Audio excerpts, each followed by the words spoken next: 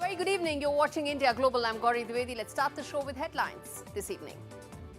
First up, Prime Minister Modi speaks to US President Donald Trump. Talks focus on growing cooperation between India and the US as well as big global issues. Donald Trump says that Prime Minister Modi is likely to visit the US in February. Trump fires tremendous tariff maker warning at India. Trump vows tariffs on nations that quote-unquote harm the US, names China, India and Brazil. New Delhi set to reconsider sending financial aid to Mali. The move comes as the Maldives signs the FTA with China, which comes into effect from 1st of January 2025. India lodges strong protest over Sri Lankan Navy firing. India summons the Sri Lankan Acting High Commissioner in New Delhi over the incident where Sri Lankan Navy hits back over the fishermen incident. Indian fishermen acted aggressively is what the Sri Lankan Navy says. Big NDTV World exclusive with former Canadian MP, Indian origin Ruby Dhalla enters the Canadian Prime Minister race, tells NDTV that her candidature will bring diversity to the contest.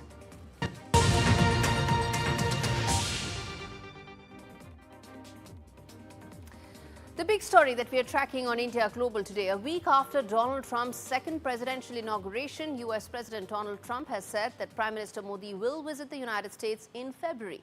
This makes Prime Minister Modi one of the first world leaders to visit Washington, D.C. after Trump's inauguration. Prime Minister Modi engaged in a detailed phone conversation with the President of US, where the two leaders discussed critical world affairs and reaffirmed their commitment to a strong and a mutually beneficial partnership. Additionally, the Prime Minister and US President Trump agreed to meet soon at a mutually convenient time, with Trump's expected visit to India this year aligning with the leaders' Quad summit to be held in the later half of 2025. But this report really breaks down in detail the Trump-Modi bonhomie and how it could be a game changer for the India-US relationship. Take a look. United States, the Honorable Donald John Trump. US President Donald Trump is back in the White House with the Modi-Trump bonhomie back in focus. A week after the historic inauguration, Prime Minister Narendra Modi dialed President Trump, congratulating whom he called a dear friend on a historic second term. A first conversation since the latter assumed office last week. Taking to X, PM Modi revealed that the two leaders discussed bilateral ties, underscoring New Delhi's commitment to a mutually beneficial and trusted partnership with Washington. He also emphasized that the two countries shared commitment to working together for global peace and stability. Foreign Minister Jaishankar was also one of the first to meet Secretary of State Marco Rubio hours after his Senate confirmation. The two discussed bilateral issues including immigration, visas, trade, and more. PM Modi, who is in his third term, shared a close relationship with the US leader during Trump's first presidency. The two leaders found common ground on a range of issues, from counterterrorism to the growing importance of the Indo-Pacific. It was also under Trump's first term that saw the revival of the Quad involving the US, India, Japan, and Australia over shared concerns over China's rising influence in the region. The group was upgraded to the ministerial level, with Washington recognizing India as a key partner in maintaining regional stability. However, this bonhomie is set to face a range of challenges, with President Trump vowing to impose reciprocal taxes, curb visas, and a whole lot more in his America First mission. In his first move as president, Trump, in a flurry of executive actions aimed at overhauling US immigration, revoked birthright citizenship, a major blow to Indian H-1B visa holder families.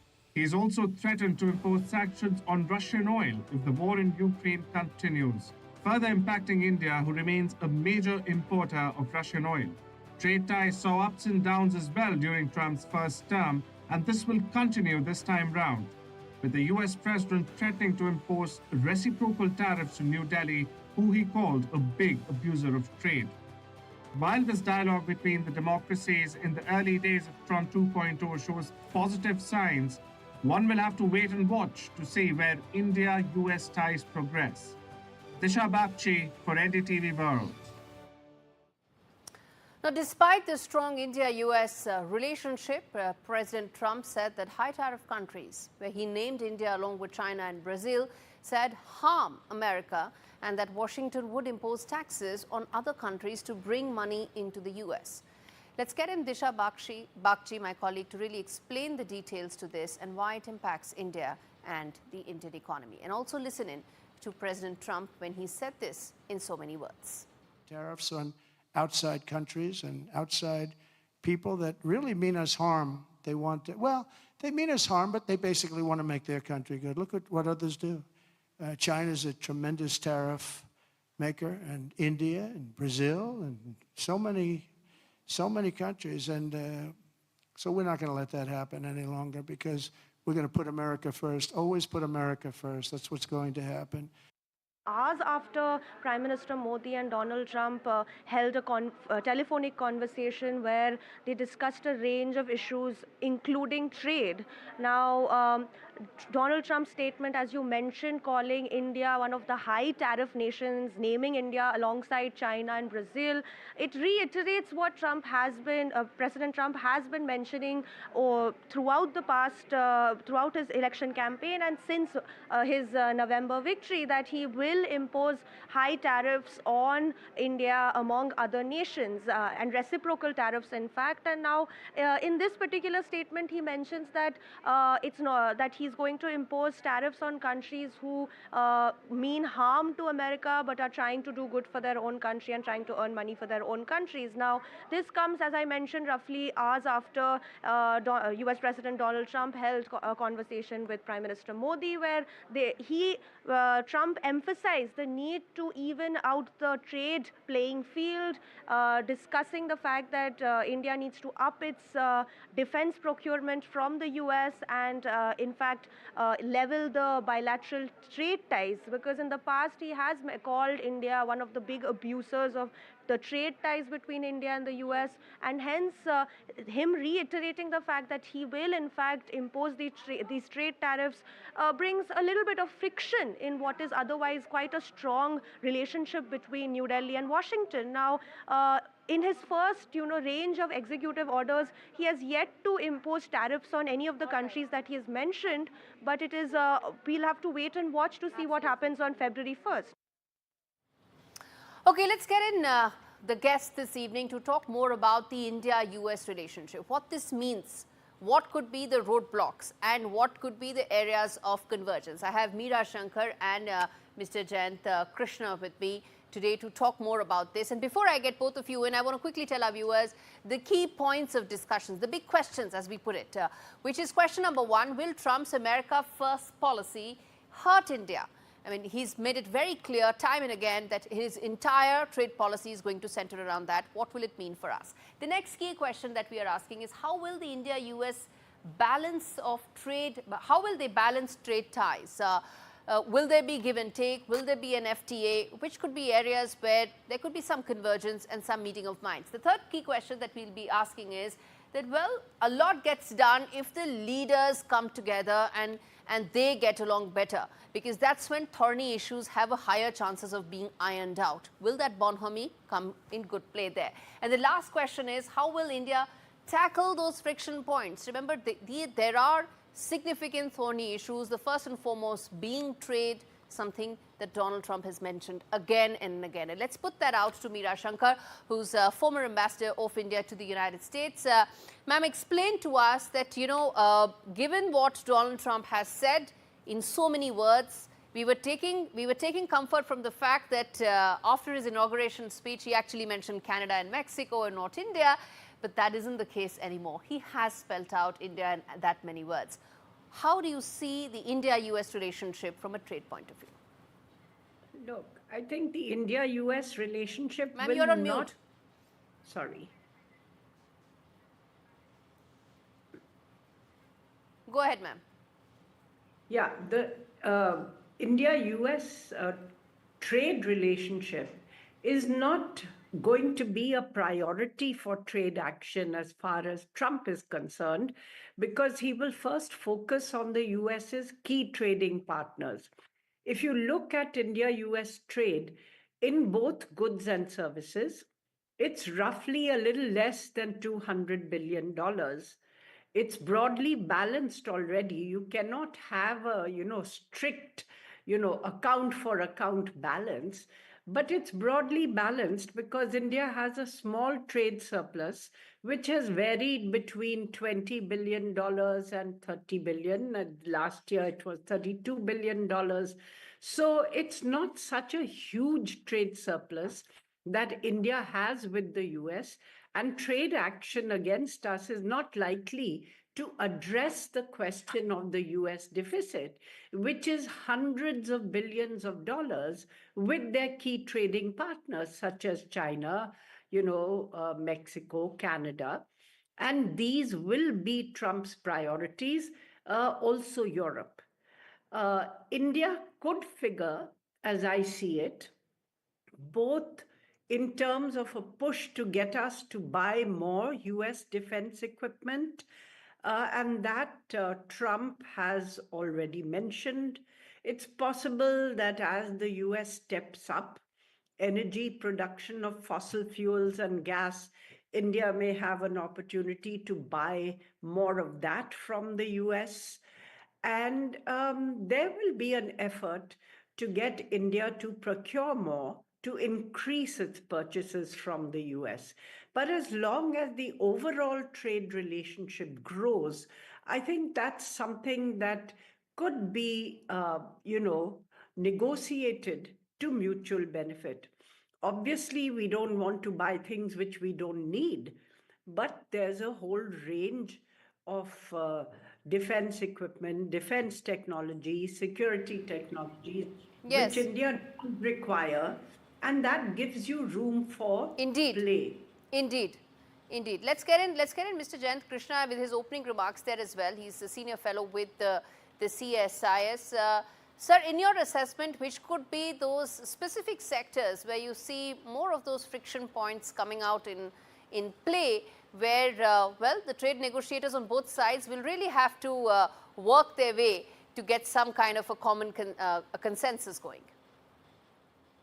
See, yes, as Ambassador Shankar mentioned, that, between India and US, the trade, the two-way trade is almost $200 billion. And India has a trade surplus. US is one of the few countries with whom India has a trade surplus, which means India exports more to the US than what it imports from the US, So that's a good thing. Since you talked about the key sectors, if you look at the US imports from India, by and large, they are finished goods like machinery, or some interim goods like textile, diamonds, gems, chemicals, pharmaceuticals, coffee, tea, iron and steel. This is what US typically imports from US, And as Ambassador Shankar mentioned very clearly, that while for India, US is the largest trading partner, but for the US, for the US, India is the seventh largest trading partner. So he will sort out issues and tariff issues with the leading partners first, and then come to India. Okay. So I think it's very important if in any of these sectors, like in his last tenure, he did change, the tariff policy, the import duty on iron and steel, which did adversely affect India. So I Yes, think these are the sectors which are very, very prone to any import duty changes and so on and so forth. I think he also removed the generalized preferential system. There were tariffs and counter tariffs on steel. All that really did create a bit of a muddy water, so to say, when it came to trade negotiations. But specifically, Ambassador Shankar, the fact that there is a possible meeting between the two leaders in about less than 3 weeks from now, it's expected to be somewhere in the middle of February. Do you think early on, if the two leaders get along in terms of give and take on trade, that could probably iron out things more? Well, it would certainly set a positive tone for the relationship. And Trump himself has said, we have good relations with India, and he's announced a possible early visit by Prime Minister Modi. Now, all countries are preparing to deal with Trump on the trade and economic front by looking at a potential reciprocal list of imports on which they could impose similar tariffs as the US imposes on them, and also looking at a basket of give and take for negotiations. It's not an either or policy. Last time, I think India was the slowest to impose reciprocal tariffs after the US put tariffs on steel and aluminum imports. Most other countries were ready with reciprocal tariffs right off the mark within a couple of months, and we took 2 years negotiating with the US. I think when you negotiate with the US, you have to create leverage as well. I think merely negotiating on the basis of goodwill and giving is not, may not yield the desirable results. Indeed. You need a mix of both. Indeed, you need leverage. You need to be able to cut a deal at the same time. Something that, in a conversation that C. Raja Mohan told me, Mr. Jayant Krishna, a couple of days back, that Indian negotiators have this tendency to go on negotiating in the hope that their negotiations outlast administrations, which is why we are not able to really cut FTAs when it matters. Do you think we'll be able to, get out of that tendency, probably get some sort of a deal on the table? Because President Trump appreciates deals, because that's his nature. Is that the question to me? Yeah. So with the US, FTA is not even on the radar, right? I mean, there's no discussion happening. Unlike UK, there is no FTA in discussion, right? So I think typically any trade deal, the larger the basket of products and services which are imported and exported between the two countries, more complex an FTA or an equivalent deal becomes, So I don't think FTA is even on the cards, but I think, some of the key announcements may happen sooner than later, and the Prime Minister Modi going there early enough, and perhaps one of the first few major countries, heads of government going there, I think that itself will open a good stage for negotiation. I hope there's no announcement before that, because let's understand, in today's day and age, countries do not necessarily get what they deserve. Countries get what they negotiate. So that's another thing. Always there's some discussion that precedes a major, import duty, fiddling decision. I think that is what we need to see. But I believe, an early engagement that Foreign External Affairs Minister Jaishankar had with the Marco Rubio, the Secretary of State. Perhaps it was the first. After swearing in, this was the first bilateral that the Secretary of State had with any External Affairs Minister. That itself was a good thing, and if the same sets the tone for some sort of engagement to happen on a more regular basis. I'm completely out of time. Thank you so much, both of you, for taking out the time on an issue I'm quite certain that we're going to revisit sooner than we know. On that note, we're going to slip into a very short break. We come back on the other side, talk more about the recurring issue between India and Sri Lanka regarding fishermen. What's the latest? Let's stay with us. We get you that detail.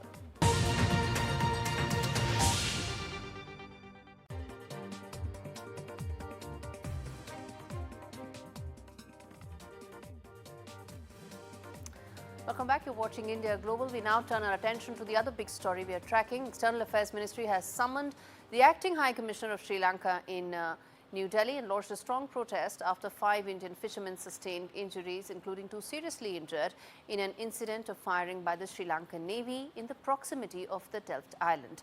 India, in its reaction, said the use of force is not acceptable under any circumstances whatsoever. Sri Lankan Navy also has responded, saying Indian fishermen acted aggressively. Indian fishermen attempted to assault naval officer. This is remember the Sri Lankan version. Tried snatching firearm from Navy and the confrontation led to accidental firing. This is the Sri Lankan version of the incident. The fishermen going and getting caught in Sri Lankan waters is a recurring problem that India and Sri Lanka have been trying to resolve diplomatically for a very long time. All right, moving our attention now to the story that's really shaken up AI stocks around the world. DeepSeek is shaking up the AI industry with cost-efficient large language models it claims can perform just as well as rivals from giants like OpenAI and Meta. DeepSeek's ChatGPT competitor quickly soared to the top of the App Store, and the company is now disrupting financial markets, with shares of NVIDIA dipping about 17% on 27th of January. What's the story all about? How much it impacts viewers, you and me? Arjun, my colleague, breaks that down for us. And when a game-changing AI developed in China's Hangzhou is shaking up global tech landscape, it is called DeepSeek. Founded in 2023 by seasoned entrepreneur and engineer Liang Wenfang, the company has unleashed the DeepSeek V3 model. Well, it's an advanced open-source AI designed to mimic human thinking, setting it apart from other AI systems. Now, what's jaw-dropping is that this cutting technology model was developed for less than $6 million. It's less than a fraction of what competitors have been using. Not only this, the system also operates in a fraction of what similar models in the US would cost in today's date. However, its biggest appeal is the open source approach, which allows developers to build on DeepSeek's technology. And not so surprisingly, DeepSeek's sudden rise has sent shockwaves through the US markets. The S&P 500 tech sector index, in fact, has seen its biggest drop since September 2020, plummeting by 5.6%. On the other hand, the Nasdaq, which is home to Silicon Valley's giants, has fallen by 3.1%, with NVIDIA, a leading chip maker, suffering the worst hit. The company has experienced a staggering $600 billion loss in the market value, or a 17% drop, the largest one-day loss for any company in Wall Street history. Other tech giants like Broadcom, Microsoft, and Alphabet have also taken a hit, with Broadcom down 17.4%, Microsoft dropping 2.1%, and Alphabet down 4.7%. DeepSeek's competitors, NVIDIA, OpenAI, Microsoft, and Alphabet, are all feeling the heat. In fact, NVIDIA, who's the leader in AI-driven semiconductor, has been hit the hardest, but other big names, mind you, are not far behind. OpenAI, known for its ChatGPT models, and tech behemoths like Microsoft and Alphabet are all facing pressure of being outpaced by a low-cost Chinese AI model that's making literally wave around the US market. Now, the rise of DeepSeek could have massive implications for the future of AI, specifically in the US. The government might reconsider its infrastructure spending on AI, as companies like DeepSeek prove that advanced AI doesn't always require billions in investments.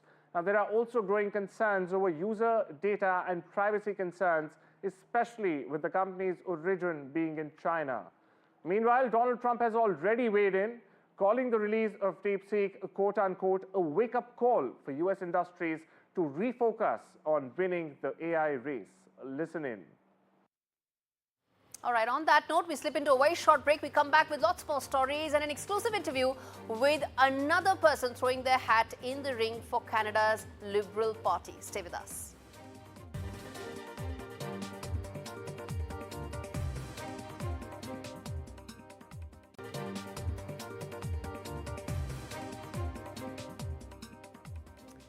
This is India Global Viewers, and we start the segment with an exclusive interview. The Canadian leadership race is heating up, with Ruby Dhalla, a second-generation immigrant in Canada who's thrown her hat in the ring. She's a former model, a former legislator from the Liberal Party. Ruby Dhalla spoke with me earlier on what her plans are and why did she like to make a plunge again for Liberal Party leadership. Listen in.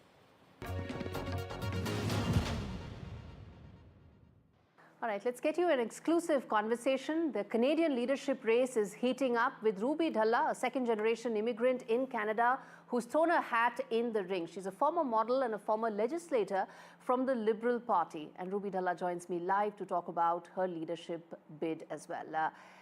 Ruby, good to have you on the show, and thank you so much for speaking to NDTV. My first question to you is, why exactly did you decide to throw your hat in the ring for the leadership of the Liberal Party?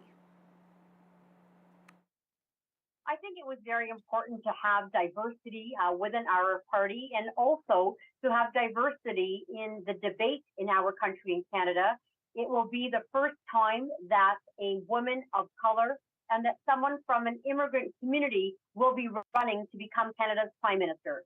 Given my business experience as a self-made businesswoman, given my experience as a doctor, as a healthcare provider, and also given my legislative experience as a 3-time MP, I felt that that insight as a businesswoman, as a doctor, and as a legislator is very important to ensure that we navigate through the many challenges that our country is facing.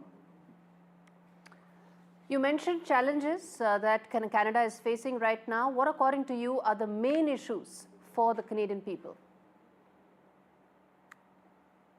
There's many issues and challenges that Canadians across our country are facing. First and foremost, we have issues in regards to affordable housing. Housing has become very expensive, and many of our fellow Canadians are having difficulty in buying houses because of the increase in prices. We also have an issue with an increase in crime rate across the country, increased food prices when people are going out to the grocery stores. And then one of our biggest threats, which our country is facing, is the tariff tax that Trump wants to introduce from the U.S. And given the tariff threats that Canada is facing, it will have a big impact on Canadian workers and on the Canadian economy. Okay, under Justin Trudeau, the Liberal Party is facing record lows in terms of its ratings. How do you view that, and how do you plan to fix that if you become the leader? I'm the daughter of immigrant parents. I was born and raised in Canada in a city called Winnipeg, but my mom came to Canada in 1972. And I had the opportunity, through her wishes, through a lot of hard work, drive, and determination, but also because of the great country that Canada is, to fulfill a Canadian dream, to grow up from very, very humble beginnings in Winnipeg, to work hard and then to go on to become a doctor, a self-made businesswoman, a 3-time MP. I think that speaks volumes about the opportunities that exist in our great country. It was because of Pierre Trudeau, our current Prime Minister's father, that many immigrants came in the 1970s. And I think with, this hope, with the opportunities that Canada has, that it provides much opportunity for people to succeed. And I hope that as Prime Minister, we will continue to ensure that our immigrants continue to help build the great country that Canada is. Okay. Okay, let me now come to the India-Canada relationship. It's been significantly impacted or hit by Justin Trudeau's policies. He mainstreamed a lot of Khalistani extremist ideologies. If you win the leadership race, how will you fix this? How will you address the India-Canada relationship? I think that the Canada-India relationship is very important given the fact that we have a very large Indian diaspora here in Canada. My leadership race is going to be focused on the issues that impact Canadians that are priorities, to our country. But this is a very important issue. And given the fact, that Donald Trump from the United States, they want to introduce, tariffs for Canada and for our economy, I think it's very important that Canada also create other partnerships and other relationships with many of the other countries in the world. And I think whether it is, in China or in India or in Saudi or many of the other countries, we must ensure that we develop strong partnerships and relationships. So जितने भी हमारे Canada में business लोग हैं, जितने भी हमारे Canada में वर्कर्स हैं, उनको भी एक अपॉर्चुनिटी मिलनी चाहिए कि वो बाकी जो देश हैं उनके साथ वो काम कर सकते हैं. Okay. Ruby, right now you're trying to be the leader of the Liberal Party, and it's an interim PM who may or may not lead the party into the election. What's your game plan? Are you in for the long term? Are you only seeing the immediate challenges that lie for the Liberal Party?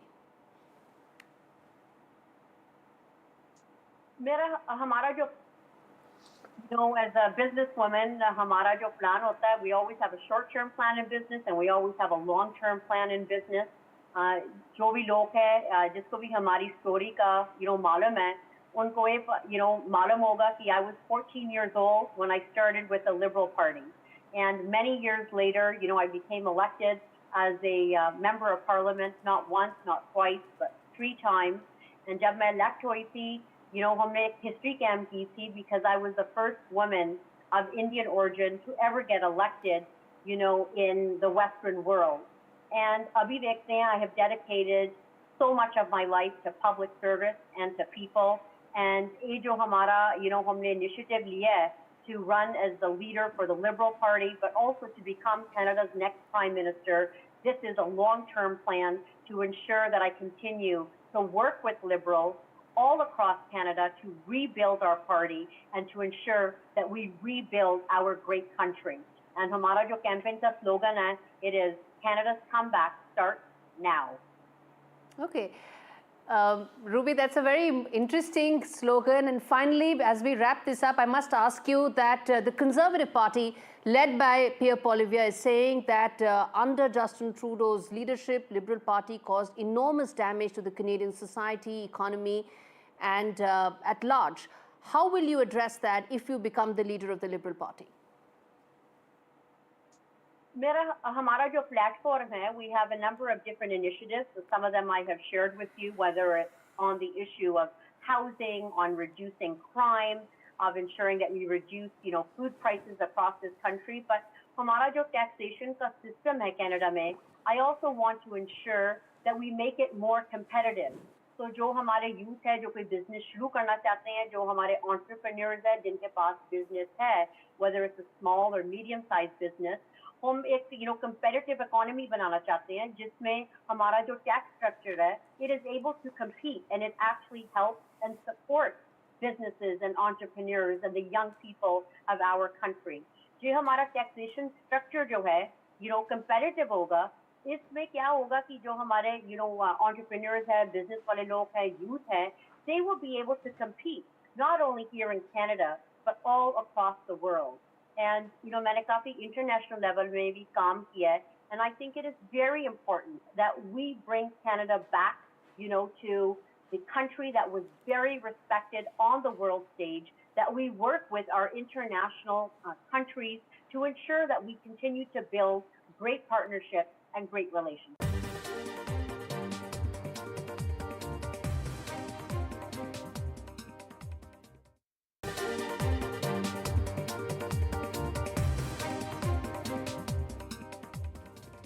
Welcome back. You're watching India Global with me, Gauri Dwivedi. We now focus on the India-China relationship. They've decided to resume the Kailash Mansarovar Yatra during Foreign Secretary Vikram Misri's Beijing visit, where the Foreign Secretary met Chinese Foreign Minister Wang Yi in Beijing.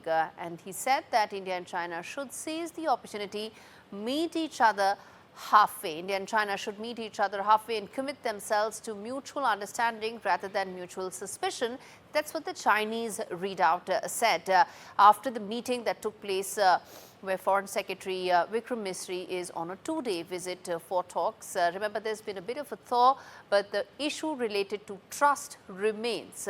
This is the second such high-profile visit from India to China in less than 1.5 months. As I said, a certain thawing of relations has taken place, but questions and suspicion remain, and so does the issue regarding the border dispute as well. Remember, it all started in 2020 with the Galwan dispute. Some progress has been made. What does this mean for the India-China relationship? Let's get in Gunjan Singh, who is an associate professor at the OP Jindal University, and we also have Ambassador Ashok Sajanhar to decode this for us. Thank you so much, both of you. And Ambassador Sajanhar, let me start with you, sir. How do you see the positives that have come in terms of resumption of direct flights as well as Kailash Mansarovar Yatra?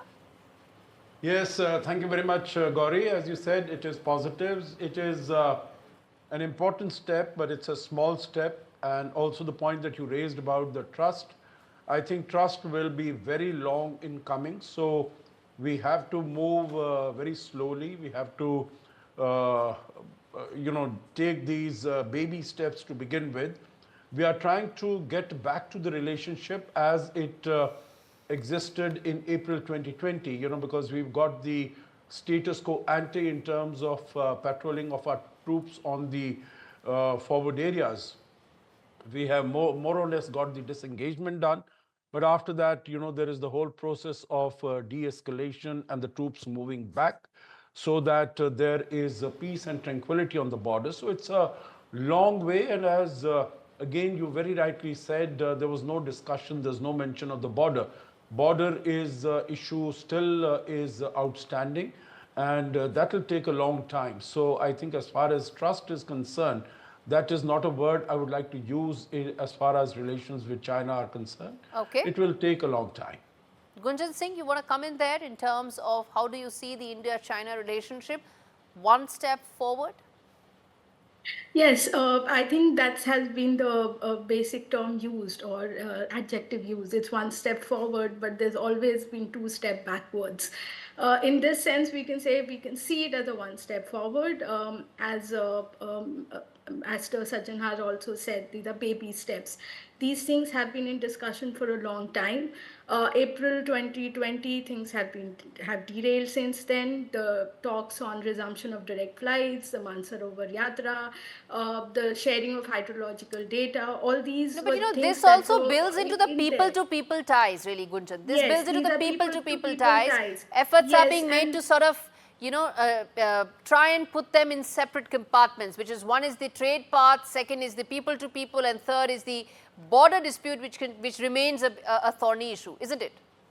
Yes, and there's been no mention of the border. So it seems like border management is the way forward as of now, rather than actually looking for a border discussion or solution or any kind of border boundary issue or the talks of actually trying to resolve the border issue. The management of the border dispute has been going on since October last year. There's been de-escalation. However, there's been no major push beyond that. The armies are still there. The situation is still ongoing, and patrolling agreements have been under the process. Right. But even during this visit, there's been no discussion or any kind of de-induction of the troops per se. Ambassador Sajjanar, quickly, the fact that people-to-people ties are being restored, do you think that's an important aspect of rebuilding some of the trust in the relationship? Quickly. You know, Gauri, this is the demand that has been from the Indian side, and that's why we have insisted that this Kailash Mansarovar Yatra should be restored. And it was the Chinese demand that, you know, there should be these direct flights also taking place. So I agree with you that, you know, this is the whole idea, this was the whole intention. You know, coming to the border, we have said as far as the special representatives are concerned, you know, we had the visit of Mr. Dhalla to Beijing, and he met his counterpart also, Wang Yi, there. So, you know, there were some initial discussions on the border issue. So I think border will be separately dealt with by the special representatives, as was decided by the two leaders when they met in Kazan in October. We are bifurcating the issues is the whole point. Both of you stay with me because I want to address another issue which involves India, China, and that is the Maldives issue. Stay with me. Viewers, India is now also reassessing its financial support to the Maldives after the island nation finally put the FTA with China into motion. It was signed about 7 years back, but it's come into effect now. And this comes just a month after India pledged financial aid to keep the Maldives practically afloat. Everybody says it's actually India's aid that has really rescued Maldives right now. But what does this mean in the wake of the Maldives-China FTA, and where does this take the India-Maldives relationship is a question that that I'm going to put to our guests, but let me also play out the big questions that we are asking on this. The first question is that will India revoke Maldives aid over the China FTA?